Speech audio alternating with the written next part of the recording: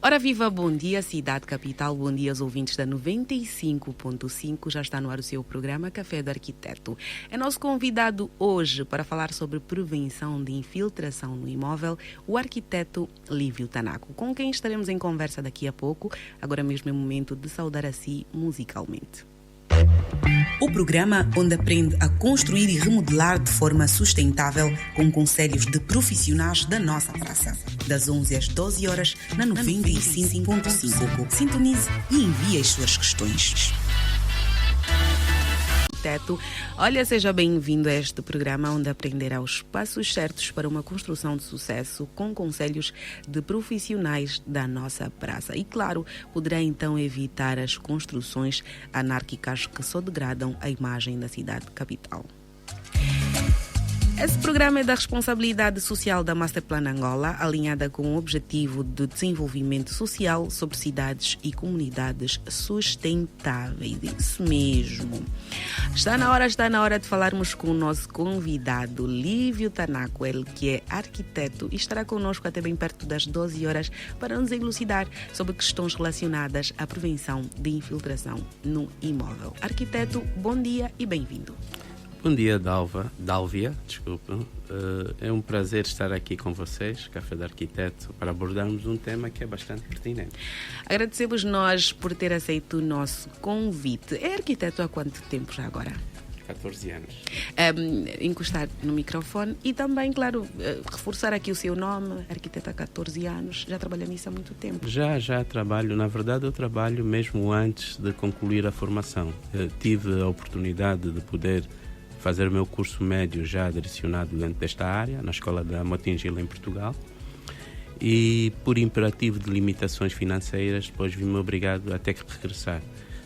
A Motengil colocou-me a trabalhar cá em Angola em 2 edificações, mas como o objetivo era e sempre foi ganhar conceitos ligados à arquitetura, então eu decidi depois sair da Motengil, entrar numa empresa de arquitetura para adquirir conhecimentos, e quando concluí o curso fui convidado por um grupo de colegas a abrir uma empresa onde iniciou então o meu périplo dentro da arquitetura como empreendedor também. Ainda não começamos a conversa com o arquiteto, é rapidamente a parte da introdução das apresentações, dizer assim que está do outro lado, que se quiser tirar qualquer dúvida relacionada àquilo que for dito aqui no programa de hoje, deverá ligar ou deixar ficar a sua mensagem no 973-244-020. Assim que quer então publicitar o seu negócio, a sua empresa aqui no espaço do Café do Arquiteto, deverá ligar para o 942-646393. Agora sim estamos em condições de começarmos a conversar com o arquiteto Lívio. Arquiteto, conceito daquilo que entende sobre infiltrações.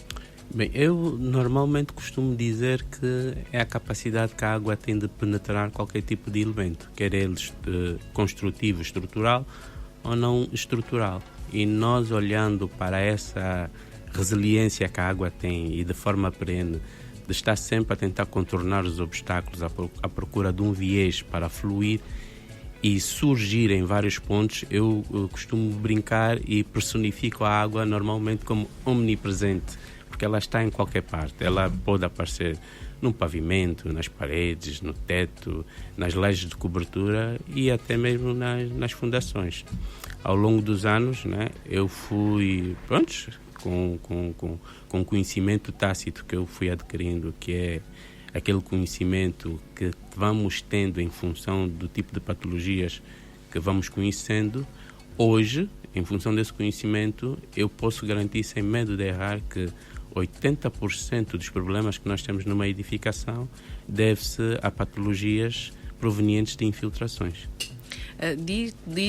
Dito isto, devem existir vários tipos de infiltrações. Quais são? Existem milhares, né? Eu vou dizer algumas, se bem que para mim as mais preponderantes apenas são 2, mas nós temos vários tipos de infiltrações, começando por aquelas que surgem por intermédio de precipitações, que é a ação da chuva, aquelas que surgem por causa da capilaridade, que é quando a água entra em contato com as nossas fundações, né? E elas absorvem e sobem até chegar às vigas baldrames. As vigas baldrames é o elemento estrutural que recebe as nossas alvenarias, quer em tijolo, quer em bloco, e em contacto com esses elementos, por percolação, contaminamos também as paredes. Depois começam a surgir então as patologias de infiltração. Nós temos também as infiltrações causadas por pressão hidrostática, que tem a ver com pressão negativa e positiva, e por aí além. Inclusive, há uma infiltração, que não é bem infiltração, mas eu prefiro colocar na categoria de infiltração, que é a condensação, né? Quando nós temos a alternância de temperatura, nós vamos nos aperceber que começa a criar gotículas que escorrem na parede e que, embora não seja uma infiltração, o surgimento das patologias são muito parecidas com as das infiltrações, que são aquelas manchas que surgem à volta da parede, o descascar da pintura e etc. Mas, olhando de forma holística, eu prefiro dizer que os dois principais motivos, no meu ponto de vista, é a falha construtiva e a falta de manutenção preventiva. E eu posso dizer o porquê. Primeiro é que, se nós não tivermos, por exemplo, um projeto de arquitetura bem concebido, que é o mote para o desenvolvimento de todo tipo de empreitada e obras na construção civil, e se não tivermos uma boa mão de obra, então é lógico que no futuro nós vamos ter consequências. Quando nós olhamos para um projeto que normalmente é dividido por peças escritas e peças desenhadas, nós nas peças desenhadas vamos ter todas as informações dos pontos críticos onde nós devemos impermeabilizar, como por exemplo as áreas molhadas, né? As áreas molhadas, que são casas de banho, cozinhas, lavandarias, que estão em contacto com a água ao longo do dia em função da necessidade do dono da habitação. Temos que colocar impermeabilização. Há também outras áreas, como por exemplo as lajes, as sacadas, os terraços, também têm que ser impermeabilizados, né? Principalmente porque no tempo de chuva são os elementos que mais sofrem. E depois temos aquelas zonas em que estão em contacto permanente com a água. Temos as piscinas, temos os reservatórios de água, que normalmente nós chamamos de tanque, e algumas fundações que, quando são construídas em locais onde existe o nível freático, também precisam de impermeabilização.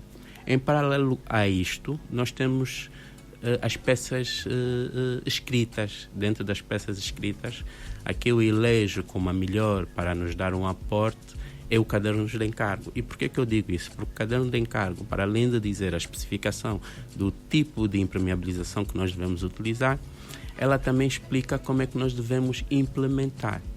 Pronto, ainda no projeto de arquitetura, para ele ser bem concebido, ele vai ter que nos dar, ou tem que ter, o projeto hidrossanitário. E o projeto hidrossanitário, no fundo, o que é?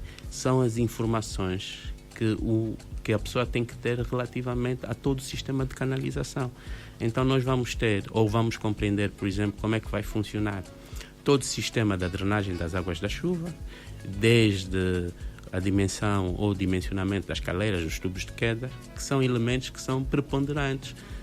As caleiras recolhem as águas, enviam, por exemplo, para o tubo de queda, e dependendo de como o arquiteto projetou, esta água pode ser encaminhada para um reservatório, ser aproveitada para limpar o quintal ou regar o jardim, ou o arquiteto pode preferir, por exemplo, encaminhar essa água para um terreno permeável, que é o jardim.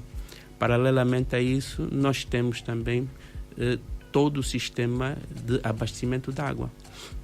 O projeto tem que apresentar como é que vai funcionar, desde o dimensionamento, o posicionamento, onde começa, onde termina. Neste caso, ele vai começar na rede de distribuição de água, mostra-nos toda a circulação dentro do imóvel e termina no ponto de consumo.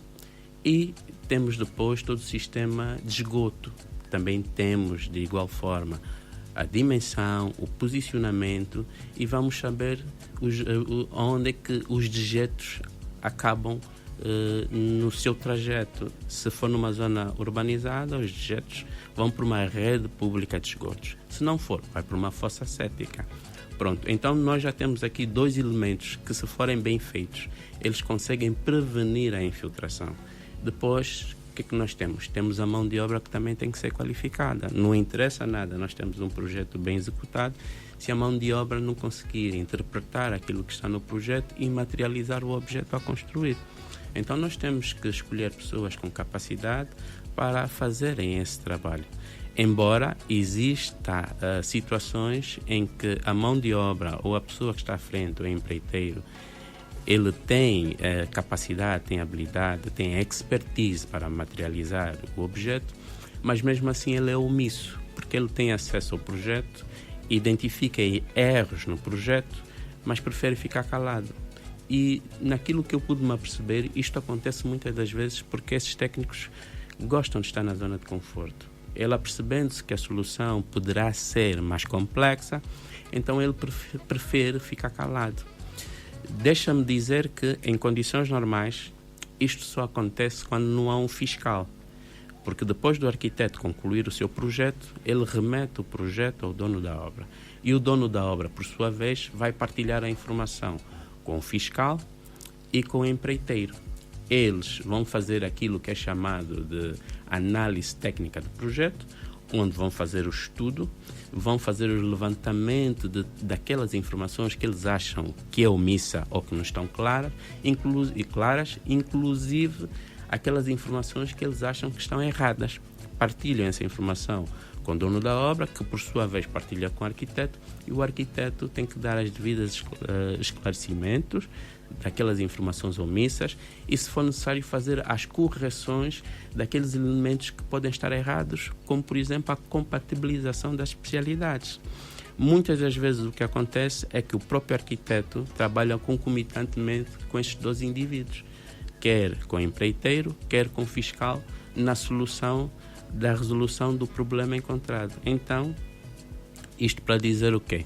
Que se temos o projeto bem feito, se temos a mão de obra bem feita, então outro ponto que vai faltar vai ser a manutenção preventiva, que também é obrigatória. Não nos adianta eu conseguir executar o edifício muito bem, mas depois pecar porque não faço a manutenção. E nós temos que olhar as manutenções como os nossos carros, né? Nós, nos nossos carros, quando ele é novo, vamos fazer a revisão aos 10 mil quilómetros. Não sei se isso é uma regra mundialmente, mas é o que me é recomendado. Depois passamos aos 5 mil quilómetros, né? E, em função do tempo de uso, passamos para os 4 mil quilómetros. Neste processo, nós temos aquelas revisões que são as mais simples, depois temos aquelas que são as mais complexas. As mais simples, mudança de filtro de ar, óleo, etc. As mais complexas, por exemplo, quando chega a altura de que temos que mudar o kit de embreagem. De igual modo, acontece com as habitações. A nossa habitação, ela tem que ser tratada da mesma forma. Então, nós temos aquelas manutenções preventivas que são as mais simples, como, por exemplo, fazer a limpeza das nossas telhas, caleiras, rufos, tubo de queda, sifões, caixa de gordura, caixa de visita, que eu, em especial, recomendo que se faça de forma trimestral. E depois temos aquelas áreas que nós temos que fazer antes do período da chuva e depois do período da chuva, como as sacadas, varandas, terraços, etc.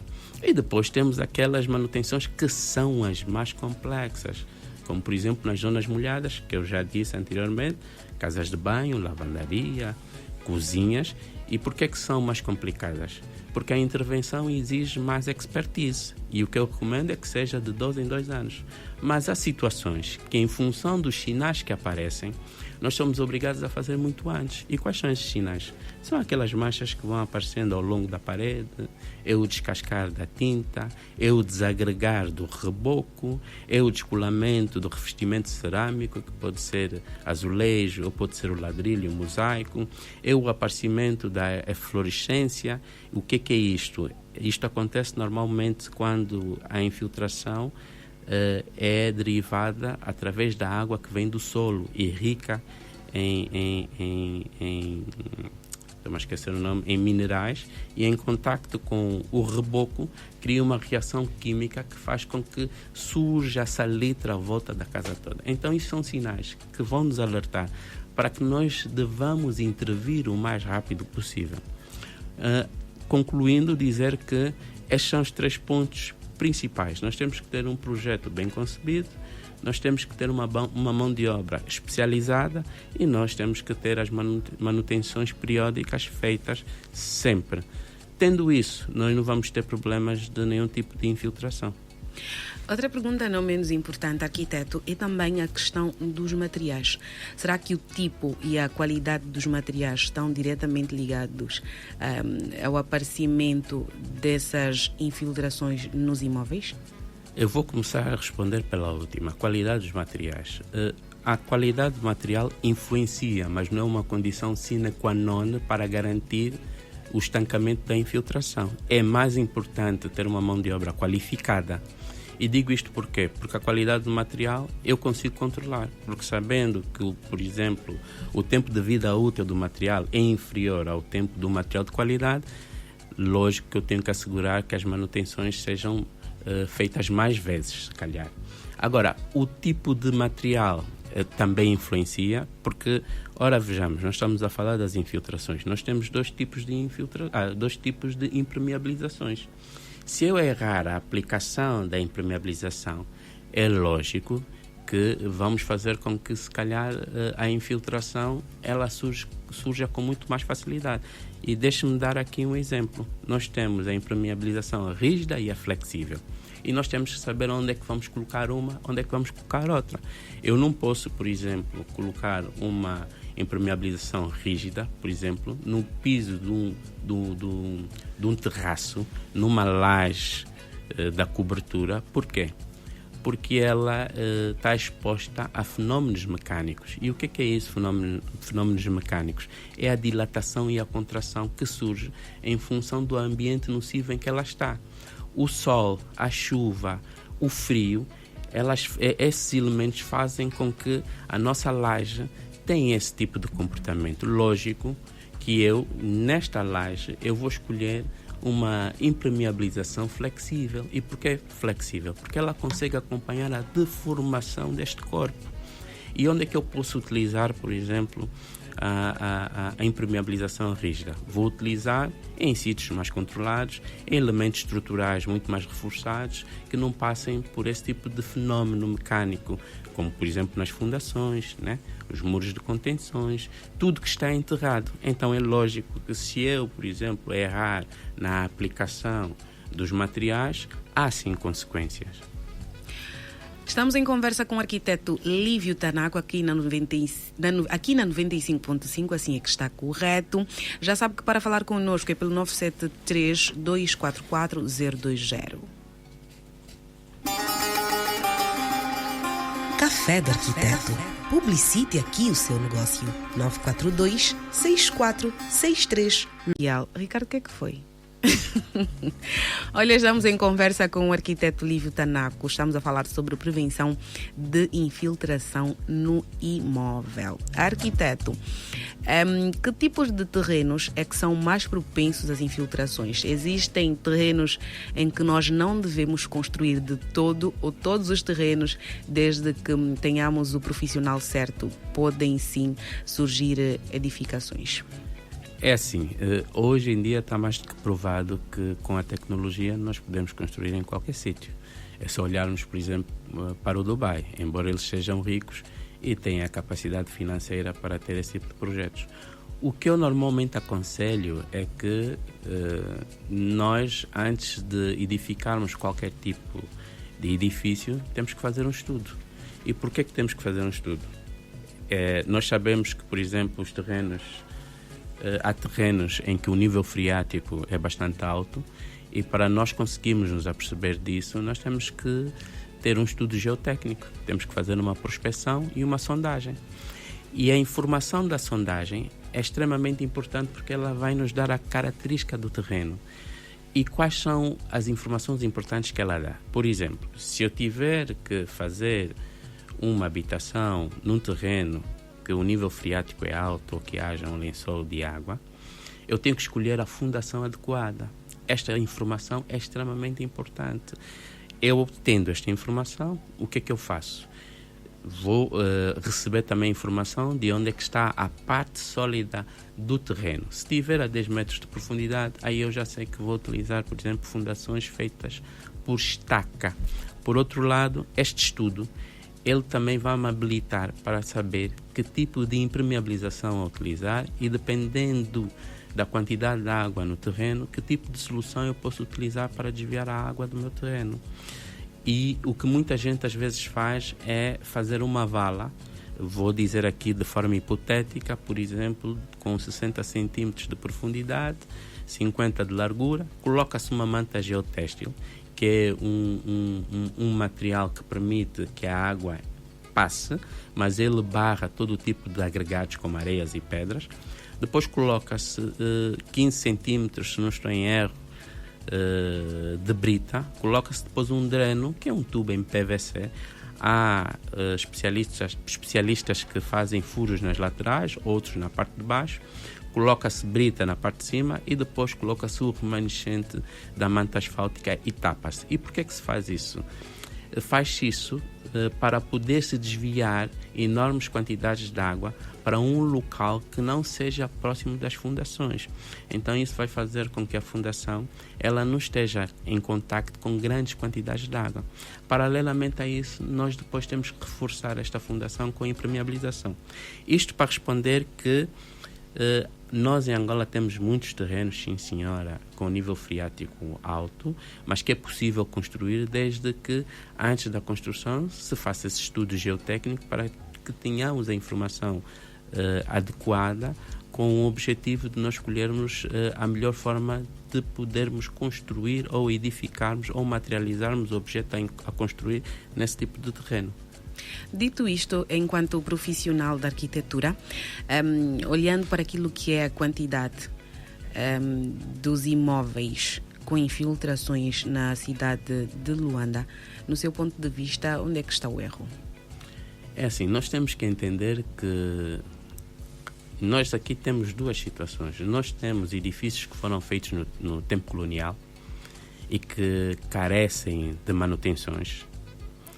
Temos edifícios nas novas centralidades que é muito propalado, segundo até onde eu sei, que não houve fiscalização, não houve todos os processos importantes para se iniciar uma obra, que é o estudo do solo, levantamento topográfico, se calhar até houve, mas não sei até que ponto é que existiu isso. E depois nós também temos autoconstrução dirigida, onde o proprietário ele assume todas as responsabilidades. E assim sendo, muitas das vezes, por imperativo de limitações financeiras, as pessoas são compelidas a escolher um profissional menos oneroso, menos caro, pelo menos nas situações de autoconstrução dirigida. O que é que acontece nos edifícios antigos? É difícil responsabilizar uma instituição ou é difícil responsabilizar um proprietário para que ele faça os trabalhos de manutenção do edifício. É o que tem acontecido. Nós vamos à Baixa de Luanda e conseguimos nos aperceber através dos sintomas que nós identificamos através da observação que eles têm patologias de infiltração. E isto deve-se ao que eu acabei de dizer, né? A falta de manutenção. Aqui também podemos abrir um parênteses para falar sobre a questão da geotecnia, da ausência mesmo desta ciência ou desses profissionais, muitas das vezes a quando das construções? Sim, é o que eu disse. Em condições normais, um arquiteto, um engenheiro, ele sabe perfeitamente que existem processos para se fazer uma empreitada e uma das regras é, no início de cada projeto, nós temos o levantamento topográfico e o estudo geotécnico. E o levantamento topográfico por quê? Porque eu não posso projetar um edifício sem entender o terreno onde eu vou implementar esse edifício, porque nós podemos ter vários tipos de condicionantes, desde as condicionantes físicas naturais e físicas artificiais. Eu quando digo condicionantes é, por exemplo, o terreno pode ter uma linha d'água, o terreno pode ter uma ravina, o terreno pode ter uma vassaroca, o terreno pode ter árvores. Então nós temos que entender qual é a melhor solução a utilizar para que esses elementos não sejam mais um obstáculo. E é lógico que em arquitetura, nós se não tivermos essas informações, vamos ter dificuldades em projetar. Relativamente à geotecnia, foi o que eu acabei de dizer, né? É extremamente importante porque ela nos dá a característica do terreno. Nós vamos saber, com as informações da geotecnia, em que profundidade nós temos que colocar as nossas chapatas, as nossas fundações. Se o terreno resiste às fundações que nós vamos colocar, né? Porque a fundação ela tem a responsabilidade de receber as cargas do edifício e transportar para o terreno. Agora, resta saber se esse terreno tem capacidade de aguentar. Resta saber se esse terreno, por exemplo, qual é o nível freático. Então essas informações são extremamente importantes logo no início do projeto. Isto é obrigatório. E é lógico que muita gente desconhece, outras, por causa de questões financeiras, pulam etapas, o que é mau. E por isso é que quando, por exemplo, passamos pelo Benfica, conseguimos identificar com muita facilidade problemas decorrentes da falta desses instrumentos que eu acabei de falar. Aumenta a visibilidade do seu negócio, da sua empresa. Divulgue na maior plataforma de construção do país com um pacote da dimensão da sua marca. 94263 Café do Arquiteto, aqui no PAC. Voltamos à conversa com o arquiteto Lívio Tanaco. Estamos a falar sobre prevenção de infiltração no imóvel. Arquiteto, por que as infiltrações devem ser consideradas um problema sério? É assim, as infiltrações, elas, primeiro, são muito difíceis de serem combatidas, né? E segundo, elas tornam-se um problema por vários motivos, né? O primeiro, que é o mais evidente e que as pessoas todas apercebem-se com muita facilidade, é a estética do edifício, né? O edifício fica com uma estética feia em função das mazelas que vão surgindo, como os fungos, bolores, as micotoxinas, o mofo e etc. Mas depois temos outros problemas que são mais graves, como a saúde.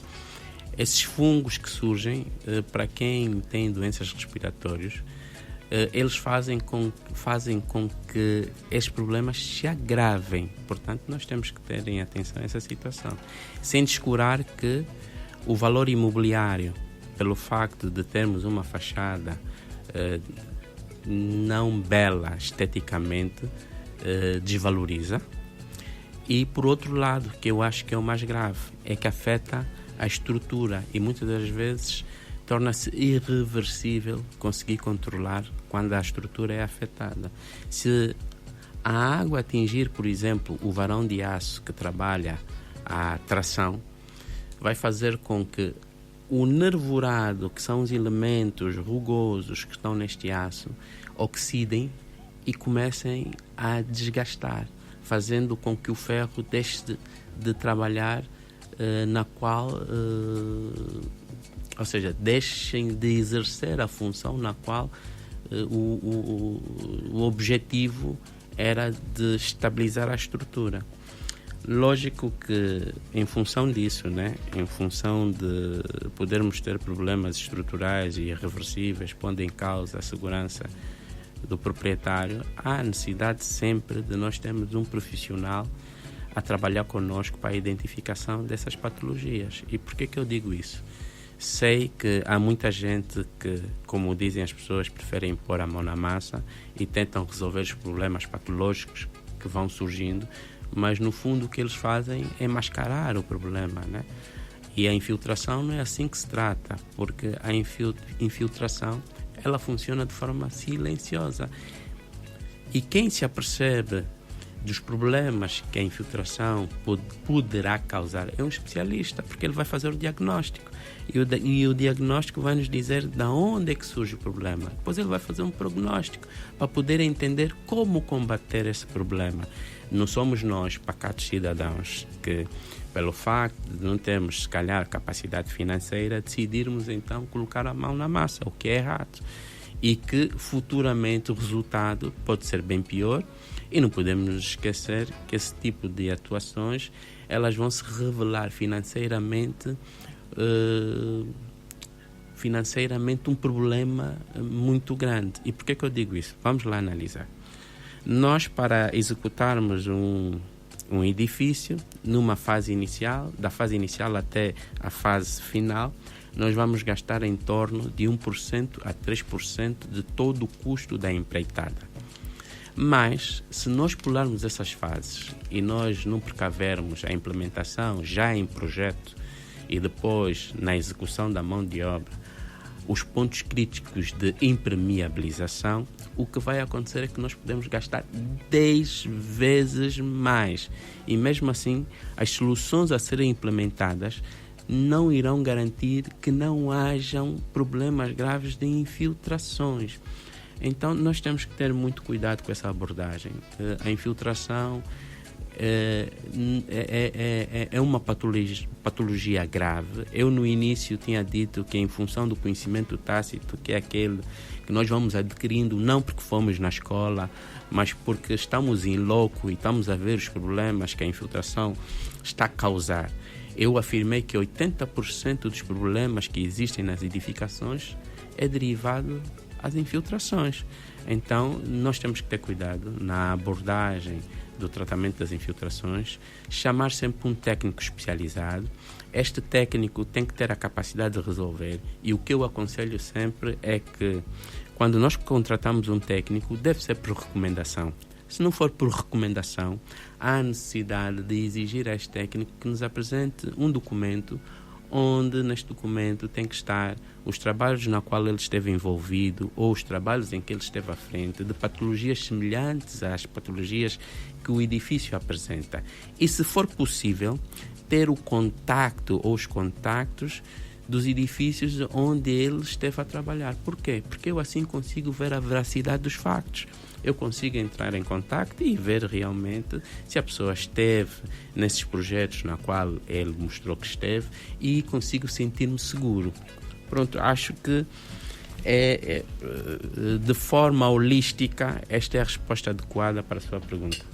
Agora gostaria que o arquiteto deixasse ficar conselhos para quem nos está a ouvir sobre como prevenir a questão das infiltrações. Tem um imóvel, faço uso da cozinha, da casa de banho, mas não sei bem como prevenir, que tipo de medidas adotar para as infiltrações. É assim, a medida principal é sempre a manutenção. É lógico que há alguns comportamentos nossos que poderão fazer com que o surgimento da infiltração apareça mais cedo.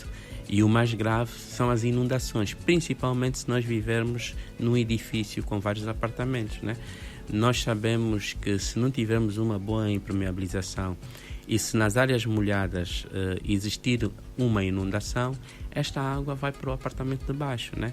E aí nós não vamos ter problemas apenas no nosso apartamento, mas vamos ter problemas no apartamento do vizinho de baixo, e gastos financeiros. Então, isto é um comportamento que devemos evitar.